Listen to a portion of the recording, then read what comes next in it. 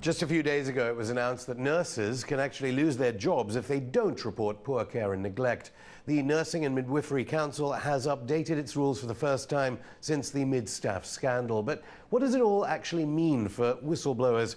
Well, some are gathering today outside the Ecuadorian embassy in London, where WikiLeaks' Julian Assange is under siege from the Met Police. One woman whistleblower, though, is not under threat from Washington.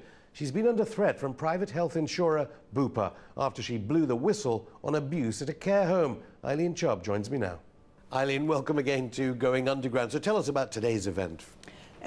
Today there'll be a protest and a march in London at the Ecuadorian embassy, highlighting issues of whistleblowers internationally, and I'll be speaking about Ednas Law and about the situation here with whistleblowers in the UK. Some might think it's a long way from the whistleblowing of Julian Assange to the whistleblowing of Ednas Law. Take us through Ednas Law. Ednas Law, Edna was a victim of silence. She suffered and died because whistleblowers' concerns were ignored. And we've always felt that... In the NHS? No, in social care, in a private care home.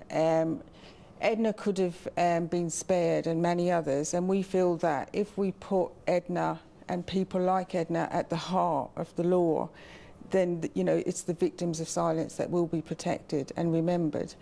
Edna was failed throughout her life and spent her last weeks suffering needlessly in a care home and being abused and neglected.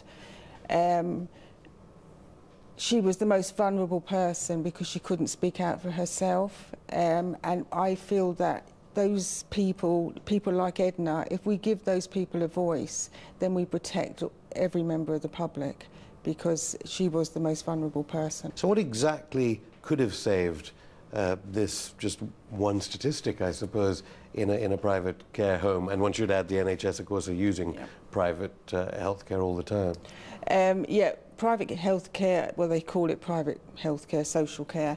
However, 90% of it is public money, publicly funded. But we have no... Even in Bupa hospitals? Yeah.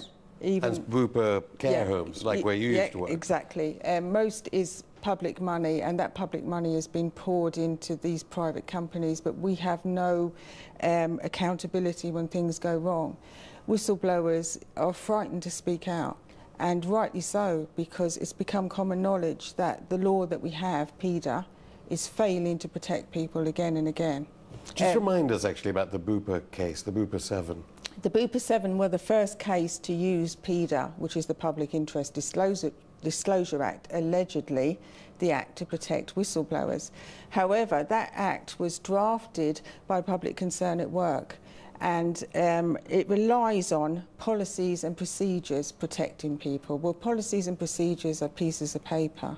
What people need is a robust, effective law. Even if they offered $1 million, you wouldn't take it? No, I wouldn't. I wouldn't. If they handed over the whole company, I wouldn't take it. But under the PIDA legislation, the Public Interest Disclosure Act, companies like Bupa could pay off people for silence? Basically, that's what happens, is people are gagged, even if people can access the law.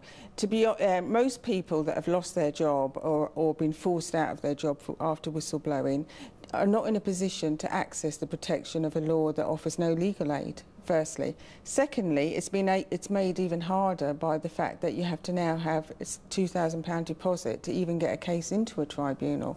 So what's lost is that the most serious abuse, the real abuse of vulnerable people, such as children and elderly people and people with learning difficulties, that real serious abuse is basically just being covered up by a law that's supposed to be in the public interest. So you wanted to replace the Public Interest Disclosure Act with Ednas Law. I know you're holding a letter from the Department of Health. That's Sir Robert Francis, of course, held an inquiry into the kind of concerns for whistleblowers.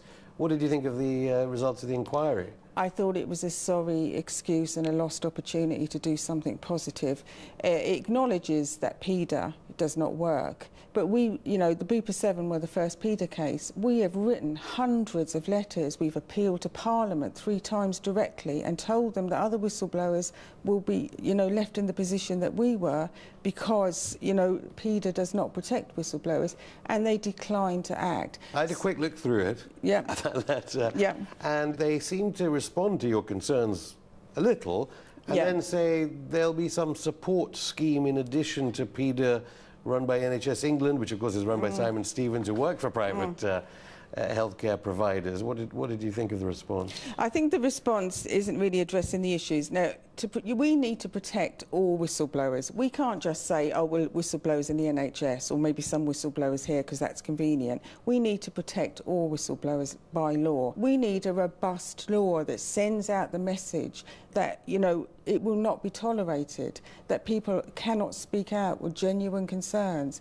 and to cause harm to a whistleblower, it should be made a criminal offence. Is it legal to pay for silence? I mean, if Bupa could be paying off people for their silence who responded to Sir Robert Francis's inquiry. So Robert Is it legal for Bupa to do that? Well, it is under PEDA. At the end of the day, the current law that we have does not protect whistleblowers, so therefore the silence prevails.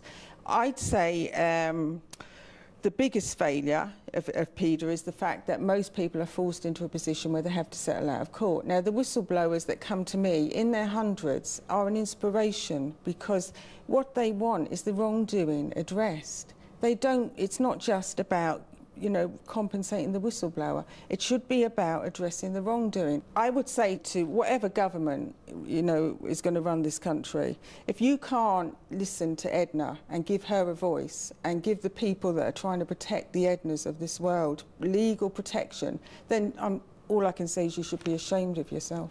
Eileen Chubb, thank you.